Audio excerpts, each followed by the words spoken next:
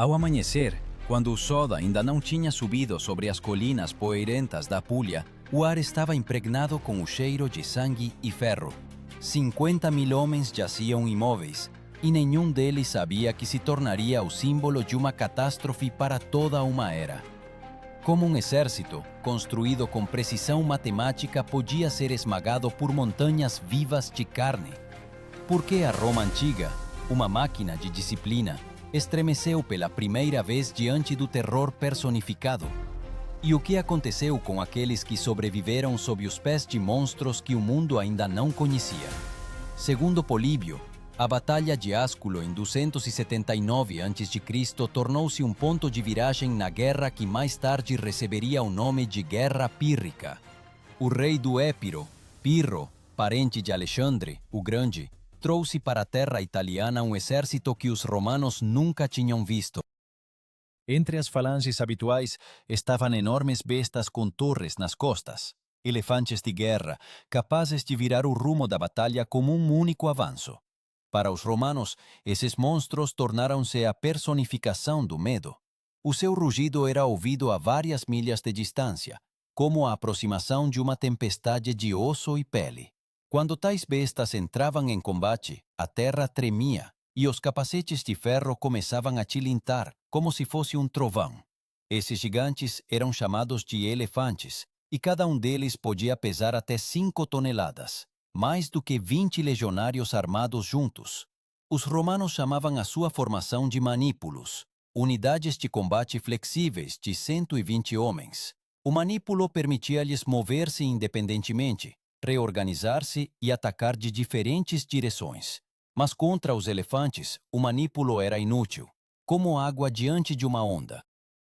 Quando os elefantes avançaram, as fileiras quebravam-se, e a ordem, que por séculos criara o poder romano, transformava-se em caos. Políbio escreveu que naquele dia, o sol nasceu sobre o fumo que se espalhava sobre o campo. As pessoas não ouviam ordens, apenas o tropel e os estertores. Os cavalos enlouqueciam, as lanças partiam-se, e ninguém entendia onde estavam os seus, onde estavam os inimigos. Mesmo os veteranos das guerras samnitas, acostumados a qualquer carnificina, experimentaram pela primeira vez um terror que não se submete à razão. Arqueólogos encontraram pontas de lanças e fivelas de metal no local do suposto campo de batalha, onde a terra ainda hoje enegrece com as cinzas.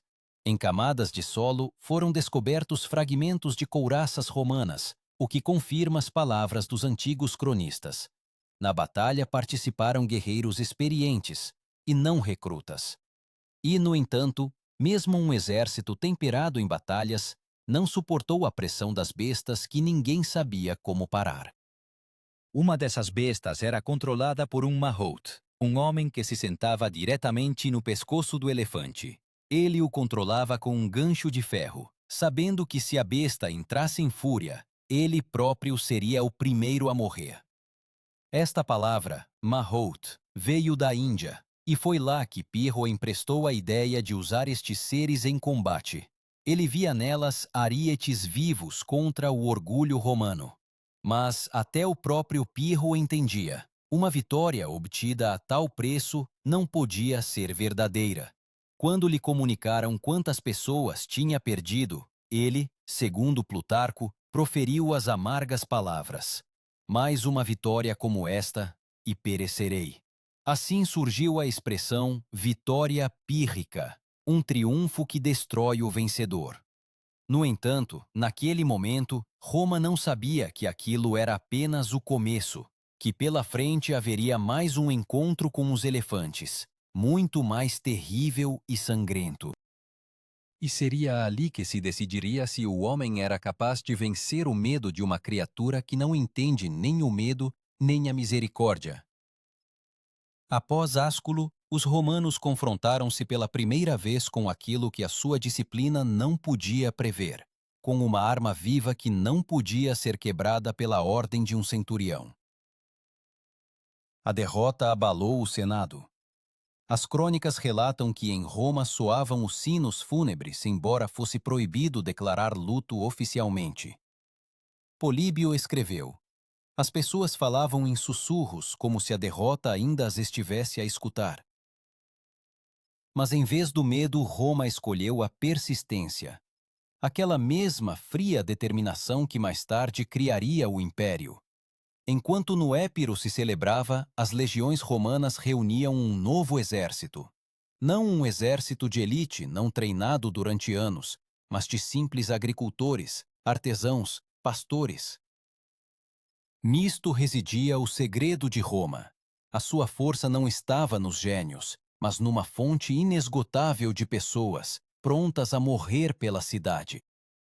A cada combatente era entregue uma couraça, um capacete, um pilum, uma pesada lança com cerca de 2 quilos, e um gládio, uma espada curta usada para golpes a curta distância. No total, o armamento e a armadura de um legionário pesavam 25 quilos. Mas a principal arma destas pessoas não era o aço, mas o treino, aperfeiçoado na formação até ao automatismo. Os guerreiros treinavam em formação ao som das trombetas, carnix como lhes chamavam. Essas trombetas davam sinais para a reorganização, e mesmo no fragor da batalha, o som da carnix era a voz da ordem no meio do caos. No acampamento romano, o dia começava com a ordem Signa Ferte, avançai com os estandartes. A partir desse momento, ninguém mais pertencia a si próprio, apenas a formação, a linha, a disciplina. Nessa altura, Pirro, segundo Plutarco, compreendia. Ele tinha ganho a batalha, mas não a guerra. As suas tropas estavam exaustas, os seus aliados inconstantes. Os elefantes exigiam uma enorme quantidade de alimento, decenas de quilos de forragem por dia, e os campos locais não podiam alimentá-los por muito tempo. Aquilo era uma catástrofe logística. Pirro movíase lentamente, como si sob o peso das suas próprias vitórias. Entretanto, Roma aprendeu a lição. Nos novos lexioes surgiu uma unidade especial, os velites. Eran infantaría leve, armada con dardos. A súa tarefa era atacar de longe, desorganizar a formación inimiga antes que ésta chegase á liña principal. Ao contrario dos pesados astati, os velites non usaban armadura, apenas un pequeno escudo e algunhas lanzas leves. Eles debían correr máis rápido que o medo. E cando a exploración informou que Pirro novamente levaba os seus elefantes para a batalla, os romanos ya sabían quen colocar contra os monstros. Achados arqueológicos na Apulia mostram que os romanos reforçaram os acampamentos, muralhas de terra e madeira, fossos, estacas, até covas com estacas afiadas, armadilhas que mais tarde se tornariam um clássico da fortificação antiga. Historiadores acreditam que essas fortificações não eram apenas uma defesa, mas também um treino psicológico, uma forma de habituar os soldados à ideia de que o elefante não era um deus, mas um inimigo que podia ser enganado. Pirro moveu-se novamente para norte. O seu exército contava com cerca de 40.000 homens, incluindo 20 elefantes. Os romanos apresentaram um número quase igual, mas a sua principal força agora não estava na quantidade, mas na forma como aprenderam a pensar. A tática mudou. Os manípulos deixaram de formar uma parede contínua e agora criavam aberturas, corredores onde os elefantes podiam irromper. Essas passagens não eram por acaso. Os romanos calcularam que quando a besta perdia a orientação, ela se tornava uma ameaça principalmente para os seus próprios. E quando as tropas se encontraram perto da cidade de Benevento, tudo se repetiu. Mas desta vez os romanos não hesitaram. Os velites saltaram à frente, cobriram os monstros com lanças, atingindo-os nos olhos, nas patas, na tromba. Uma fonte antiga escreveu que os combatentes usaram até fogo, tochas amarradas aos dardos. O rugido dos elefantes transformou-se em guinchos. Eles debatiam-se, pisoteando seus próprios. O campo de batalha transformou-se num inferno em ebulição. Assim nasceu uma nova forma de fazer guerra, não pela força, mas pela compreensão do medo do inimigo. Pirro, vendo a morte das suas bestas, deu a ordem para recuar. E naquele momento, pela primeira vez em toda a campanha, os romanos não apenas sobreviveram, eles venceram. Venceram aqueles que ainda de manhã chamavam de invencíveis. Desde então, o exército romano começou a estudar o inimigo não com os olhos do medo, mas com um cálculo frio. Eles aprenderam que mesmo um monstro coberto de armadura obedece à dor, que o som da trombeta pode ser mais forte que o rugido da besta, e que a disciplina não é apenas ordem, mas aquilo que distingue o homem do animal. Mas nesta vitória, tal como na derrota de Ásculo, escondia-se uma questão a qual ninguém respondeu até ao fim. Por que razão as pessoas, repetidamente, vão para debaixo dos pés de monstros, sabendo que serão esmagadas? Após Benevento, a palavra medo deixou de ser a arma de Pirro. As suas tropas recuaram para sul, e pela primeira vez, Roma sentiu que o gigante vindo do mar podia ser mortal. Mas juntamente com o alívio veio a consciência. À frente esperavam novos monstros, outros reis, outras bestas, outras guerras. Pirro deixou a Itália, mas a imagem do elefante de guerra permaneceu na memória romana, como um pesadelo vivo. Segundo Lívio, Pirro deixou para trás não só campos queimados, mas também uma lição. O monstro que temes torna-se mais forte a cada batida do coração. Desde então, os guerreiros aprenderam não só a manejar armas, mas também a controlar o medo. Nos acampamentos surgiu um novo exercício. Os soldados formavam-se em filas densas, e os centuriões empurravam contra eles carroças carregadas de pedras. O objetivo era simples: não recuar. Assim, os romanos aprenderam a olhar nos olhos do peso, do barulho e da morte. O centurião não era apenas um comandante de 100, era um homem responsável pela honra da formação. O seu bastão de videira chamava-se vindex, um símbolo do direito de bater no subordinado se este vacilasse. Este bastão era mais pesado do que parecia. Cada golpe lembrava que o medo era um crime. E quando, algumas décadas depois, os elefantes de guerra reapareceram no horizonte, já não do Épiro, mas de Cartago, os centuriões romanos estavam prontos. A Segunda Guerra Púnica começou em 218 a.C. Desta vez, o inimigo era Aníbal, um estratega que até os inimigos chamavam de gênio. O seu caminho pelos Alpes tornou-se lenda. Políbio escreveu que dos 37 elefantes que ele levou da Espanha, apenas poucos sobreviveram. Mas mesmo um era suficiente para semear o terror.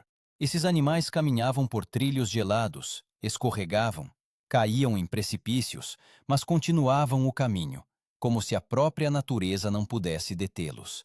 Arqueólogos encontraram vestígios de acampamentos nos desfiladeiros alpinos, ossos carbonizados, restos de aveia, pontas de lança de bronze. Tudo isso prova que a travessia não foi uma lenda, mas uma realidade. Cronistas romanos descreveram que mesmo após tal marcha, Aníbal conseguiu descer para a Itália com um exército pronto para a batalha. E novamente, do lado dos cartagineses, estavam elefantes, agora já norte-africanos, menores que os indianos, mas mais rápidos e ferozes. Os romanos confrontaram-se com eles na Batalha de Trébia. Era inverno, a terra coberta de neve, o rio frio como a morte. As legiões romanas, sob o comando de Tibério Semprônio Longo, atravessaram o rio, sem suspeitar que Aníbal já tinha montado uma emboscada. Quando os romanos estavam cansados, molhados, a tremer de frio, Aníbal lançou a sua cavalaria e os elefantes para a frente. Eles avançaram através do vapor e dos gritos, como sombras vivas de um sonho. Os elefantes batiam com as trombas, quebravam lanças, levantavam pessoas no ar. Mas agora os romanos sabiam o que fazer. Os velites novamente estavam à frente. Eles atacavam de longe, atiravam dardos sob a barriga das bestas. Alguns legionários atiravam tochas, outros golpeavam com píluns nos olhos. Lívio escreveu que quando as primeiras bestas caíram, os legionários levantavam um grito de guerra, e o medo transformava-se em fúria. No entanto, a tática de Aníbal era mais astuta. Os elefantes eram apenas um prelúdio. até que os cavaleiros cartagineses atacassem das emboscadas. Roma perdeu Trébia, mas não em espírito. A derrota tornou-se mais uma lição. Como mais tarde diria um dos historiadores, Roma não sabia render-se. Cada perda transformava-se num manual para uma futura vitória. Em vez do medo, veio uma análise fria.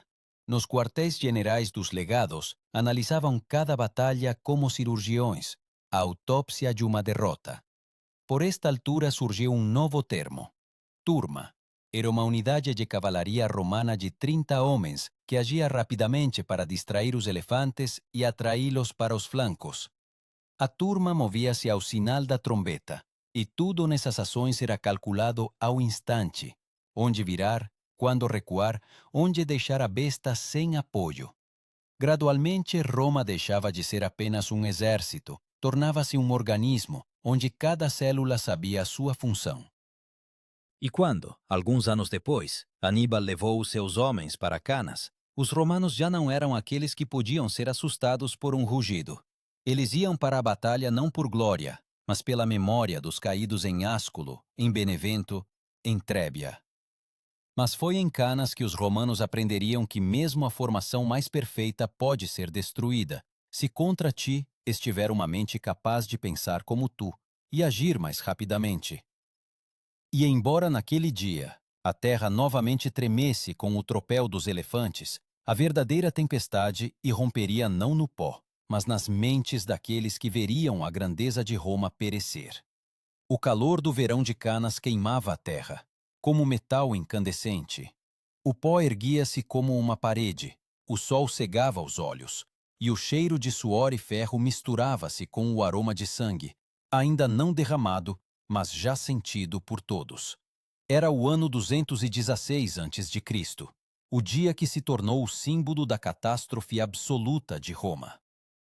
Na planície junto ao rio Aufido, encontraram-se dois exércitos, 80.000 romanos e cerca de 50.000 guerreiros de Aníbal. Nenhum dos presentes sabia que naquele dia pereceria uma em cada duas vidas sob a águia das legiões. Políbio escreveu que os romanos formaram uma formação densa, quase monolítica. A sua formação de batalha lembrava uma parede de corpos humanos, como se os próprios deuses quisessem deter o destino com a massa de corpos e aço. Aníbal, por sua vez, organizou o seu exército de forma diferente, mais fraco no centro, mais forte nos flancos. O seu plano era simples: permitir que os romanos avançassem para o meio e depois fechar o cerco. Era uma armadilha, feita de cálculo e fria confiança. Antes do início da batalha, quando o vento empurrava poeira do leste, Aníbal trouxe para a frente os seus elefantes de guerra. Eram poucos, cerca de 40, mas cada um deles parecia uma torre viva. Nas costas, torres com lanceiros, nas trombas, morte, envolta em pele. Os romanos viam as suas silhuetas contra o sol, e mesmo os veteranos mais corajosos entendiam que agora não se encontrariam apenas exércitos, mas épocas, homem e monstro, disciplina e caos. O cônsul romano Lúcio Emílio Paulo sabia que era impossível confrontar estas bestas de frente. Ele ordenou aos velites que atacassem primeiro. Dezenas de dardos voaram pelo ar, guinchando como um enxame de insetos. Os elefantes rugiam, abanavam as cabeças, desorganizavam a sua própria formação. Mas Aníbal estava preparado. Ele usou-os não para um avanço, mas como um impacto sonoro, para cegar, ensurdecer e tirar o ritmo aos romanos. Quando as bestas recuaram, os homens entraram em combate.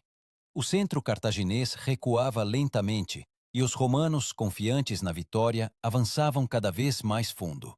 Era exatamente isso que Aníbal esperava. Os seus flancos fecharam-se como as mandíbulas de uma besta. Num instante, uma enorme massa de legionários ficou encurralada. Na apertada confusão, as espadas não podiam erguer-se, os escudos impediam a respiração.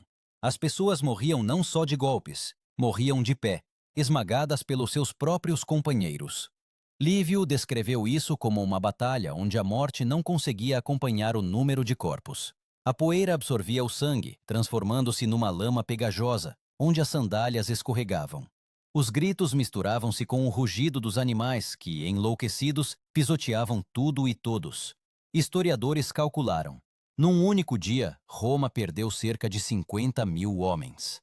Nem antes nem depois o exército da República conheceu tal horror. Aqueles que sobreviveram contaram que, após a batalha, o vento soprava sobre a planície uma fumaça cinzenta, não de fogueiras, mas dos vapores de milhares de corpos. As aves não pousaram no campo durante vários dias. E, no entanto, apesar desta derrota, Aníbal não avançou sobre a própria Roma. Ele estava sobre um mar de mortos, mas compreendia. Não tinha escadas para tomar a cidade eterna. Não tinha máquinas de cerco. Não tinha reserva de homens. Ele venceu, mas não conquistou. E novamente a história repetiu a lição de Pirro. Uma vitória que custou demasiado caro transforma-se em derrota. O próprio Aníbal, segundo Políbio, disse: os romanos não entendem o que é a derrota. Podem ser derrotados, mas não podem ser destruídos. Roma sobreviveu a Canas porque em seus corações permaneceu algo que nem Pirro nem Aníbal poderiam prever: o hábito de retornar. Quando o Senado soube da catástrofe, não declarou luto, nem abandonou a cidade. Segundo testemunhos, os cônsules ordenaram a todos os cidadãos que fizessem um juramento de não depor as armas enquanto o inimigo estivesse em solo italiano. Foi um ato não de desespero, mas de fé, não nos deuses, mas em si mesmos. Após Canas, uma nova estrutura surgiu no exército: a coorte. Esta era uma formação de 6 manípulos, mais flexível e resistente. A coorte podia agir de forma independente e o seu comandante, o prefeito, tinha maior liberdade na tomada de decisões. Agora, cada oficial começou a pensar não como um soldado, mas como um estratega. Roma aprendia com aqueles que a derrotavam. É desta experiência que surgirá uma nova geração de generais: Fábio Cunctator, Marcelo e mais tarde Cipião Africano. Estas pessoas compreenderão que o elefante é apenas um instrumento e que a vitória nasce da inteligência. Eles tomarão tudo o que Pirro e Aníbal lhes ensinaram e o usarão contra aqueles que trouxeram as bestas para o campo de batalha. Mas antes que Roma levante a cabeça, terá de passar por mais anos de derrotas, fome e medo. E cada legionário, entrando em combate após Canas, lembrará o som, não o rugido das bestas, não o grito do inimigo, mas o estalo seco dos escudos a quebrarem-se. O som de como a ordem do mundo desmorona, para que uma nova nasça em seu lugar. Após Canas, Roma tornou-se diferente. A cidade, acostumada a vitórias, aprendeu pela primeira vez a suportar derrotas. Não se apressava mais para a batalha, esperava, reunia forças, observava. Assim começou a estratégia que mais tarde seria chamada de Fabiana. O seu autor, Marco Fábio Máximo, recebeu o cognome Cunctator, o hesitante. Ele não buscava glória, não se lançava sobre o inimigo, mas o exauria passo a passo. Fábio entendia. Roma devia parar de lutar contra monstros e começar a lutar contra o homem que os comandava. Fábio evitava batalhas abertas. Ele destruía pontes, queimava campos, privava Aníbal de forragem. As suas legiões moviam-se como uma sombra. Apareciam de repente, atacavam as caravanas, retiravam-se para as montanhas. Esta era uma nova forma de guerra, fria, racional, calculada para o desgaste. Roma transformou-se num adversário que não morre, mas aprende. Mas em cada acampamento, sob cada estandarte, a memória dos elefantes vivia, como um medo silencioso. O seu rugido parecia a voz de uma natureza alheia, algo que não podia ser vencido pela força. Apenas uma arma podia resistir a isso: o conhecimento. Quando Cipião Ovello, o futuro africano, iniciou a sua campanha na Espanha, levou consigo não só as legiões, mas também engenheiros. Eles estudavam como a besta se movia, onde estava o seu ponto fraco. Nestas expedições, surgiu um novo termo: balista. Era uma máquina de cerco que lançava pedras pesadas ou flechas incendiárias. A sua ideia surgiu precisamente após os confrontos com os elefantes. A balista permitia atingir o inimigo a distância, sem o deixar aproximar-se da formação. uma invenção, nascida do medo, tornou-se um símbolo de controlo sobre o medo. Os anos passaram. Aníbal ainda permanecia em solo italiano, mas as suas tropas diminuíam. Os aliados afastavam-se, os suprimentos esgotavam-se. Os guerreiros que outrora o seguiram pelos Alpes morriam agora de fome e exaustão. Cipião compreendeu que uma sombra só pode ser morta se for cortada da fonte de luz. Por isso propôs um plano ousado: não esperar por Aníbal, mas atacar a própria Cartago. O Senado hesitou, mas Cipião insistiu. Recebeu autoridade para invadir a África. Em 203 a.C., as suas legiões desembarcaram nas costas de Cartago. Pela primeira vez em toda a guerra, Roma levou o inimigo ao medo. E foi lá, em solo africano, na planície de Zama, que tudo voltou ao seu lugar. Novamente pó, novamente sol, novamente o rugido dos elefantes. Aníbal, envelhecido, mas ainda genial, colocou em campo 80 bestas de guerra, os últimos gigantes restantes. Políbio escreveu que estavam adornados com placas de bronze e nas suas costas estavam arqueiros. Foi o último gesto de orgulho de uma cidade a perecer. Cipião preparou-se. Ele formou as legiões em xadrez, deixando amplas passagens entre as coortes. Quando os elefantes avançaram, os romanos não fecharam a formação. Pelo contrário, afastaram-se. Os guerreiros tocaram as trombetas, levantaram tochas fazendo um barulho selvagem. Os mantos escorregaram para o chão. Os cavalos relincharam. E as bestas pararam. O estrondo dos sinais ensurdecedores, os gritos e o cheiro a fumo quebraram a sua vontade.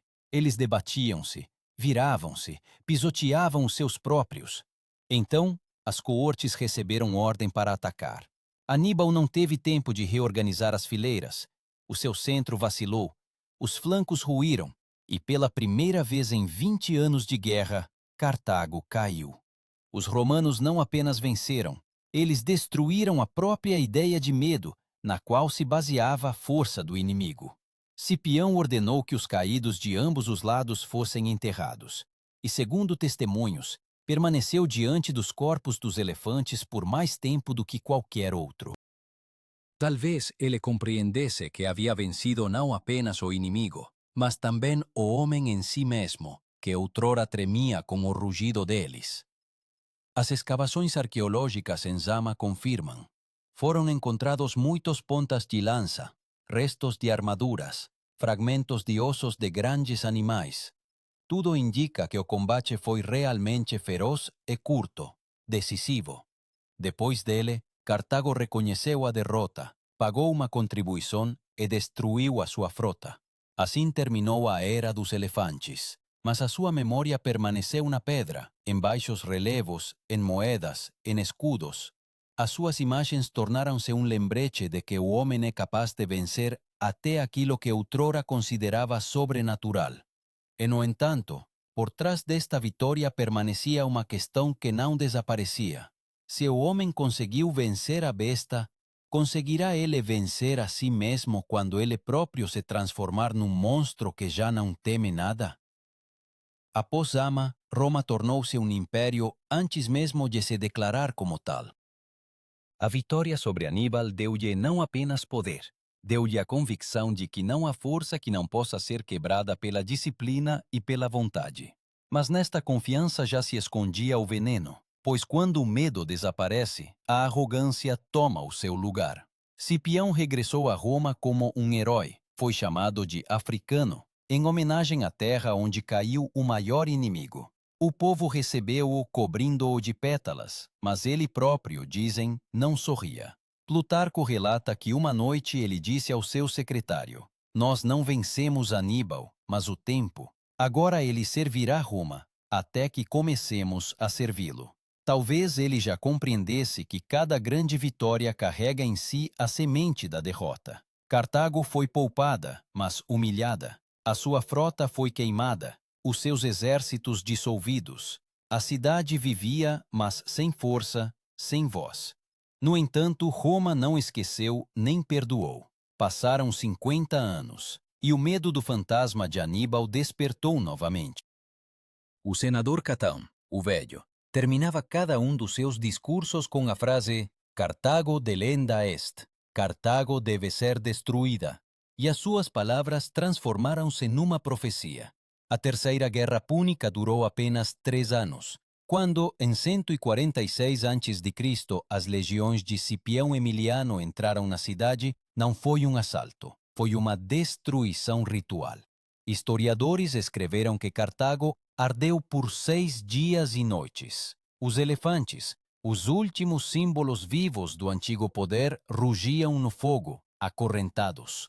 A sua morte tornou-se o sinal do fim do mundo antigo. Políbio, testemunha desses eventos, deixou uma descrição terrível.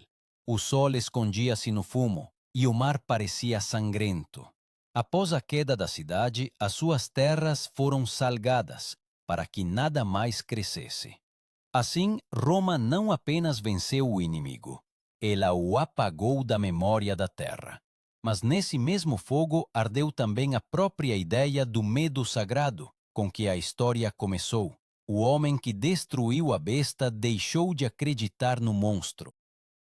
Agora o monstro vivia dentro dele, nos seus exércitos, nas suas marchas, nas suas leis. E, no entanto, em algum lugar profundo, naqueles que estavam junto às ruínas de Cartago, permanecia a sombra da memória.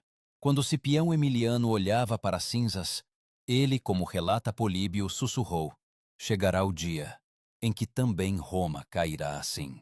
Não era pena, era o conhecimento de que nada é eterno, nem mesmo aqueles que venceram a morte. A partir desse momento, a história deixou de ser uma luta entre o homem e a besta. Ela tornou-se uma luta do homem consigo mesmo, com a sua fé, a sua soberba, a sua memória do rugido que outrora fazia tremer até os deuses.